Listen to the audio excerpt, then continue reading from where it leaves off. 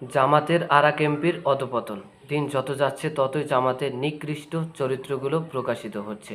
শাইখে চরমনায় বলেছিল না যে আর কয়টা দিন অপেক্ষা করেন, জামাতের আসল চরিত্রটা এমনিতেই প্রকাশিত হয়ে যাবে। আসসালামু আলাইকুম রহমতুল্লাহ। দর্শক, আপনারা যারা আমার ভিডিওটি দেখছেন অবশ্যই আমার চ্যানেলটি সাবস্ক্রাইব করে দিবেন, আর যদি ফেসবুক থেকে দেখে থাকেন তাহলে অবশ্য আমার পেজে একটি ফলো দিয়ে রাখবেন।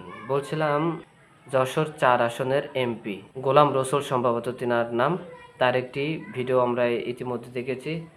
তার বাড়িকে ঘেরাও করেছে স্থানীয় জনতা। সেখানে আপনারা ভিডিওটি হয়তো বা অনেকেই দেখেছেন, বর্তমান সময়ে এটা খুব বেশি ট্রেন্ডিংয়ে আছে। তো সেখানে মূলত হয়েছে যে তার মেয়ে নেশাগ্রস্ত, অর্থাৎ ওই জামাতের যে এমপি আছে তার মেয়ে নেশাগ্রস্ত, এবং পাশাপাশি একটি মাদ্রাসার যারা ছোট ছোট বাচ্চা আছে তাদের উপর অনৈতিকভাবে, মানে মেয়েটি নেশা করে এসে ওই বাচ্চাদেরকে তিনি করতেছেন, নির্যাতন করতেছেন। তার পরবর্তীতে পুলিশ এসে এটা একটা সমাধান করে দিয়েছে। এখানে নির্যাতন করেছে এমপি সাহেবের মেয়ে নেশাগ্রস্ত হয়ে। তারপরে দোষ পড়েছে সেটা হুজুরের উপর, মাদ্রাসার হুজুরের উপর। তখন তারপর পুলিশ সেটা একটা সমাধান করে দিয়েছে। তার পরবর্তীতে আবার তারা বাবা মেয়ে মিলে আবার ওই বাচ্চাদের উপর অনৈতিকভাবে তারা নির্যাতন করে যাচ্ছেন। তারপরে স্থানীয় জনতা এটা তাদের বাসাটা ঘেরাও করার পরে গোলাম রসুল যিনি এমপি আছেন তিনি বাসার উপর থেকে হাসতেছে, মানুষ প্রতিবাদ করতেছে, তারা হাসতেছে, মানে এমপি সাহেব হাসতেছে। তো সেই প্রেক্ষিতে জনগণ বলেছে যে তাকে কে ভোট দিল বা কি দেখে তাকে এমপি বানাইলো, এ তো মেন্টাল, এ তো পাগল, এর তো মানে সেন্স নাই।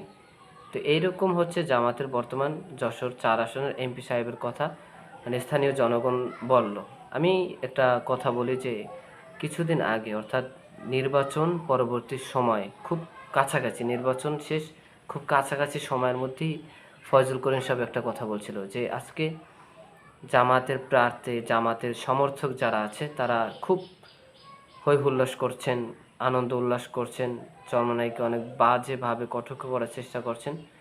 তো তখন শায়খা চরমনাই বলছেন যে জামাত এমন এক জাতি যাকে জনগণ এখন চিনতে পারে নাই, কিছুদিন অপেক্ষা করেন, তাদের আসল চরিত্রটা খুব শীঘ্রই প্রকাশিত হয়ে যাবে। তো ইতিমধ্যে আপনারা দেখেছেন, এর আগেও এক এমপির অবস্থা দেখেছেন, বর্তমানে এক এমপির অবস্থা।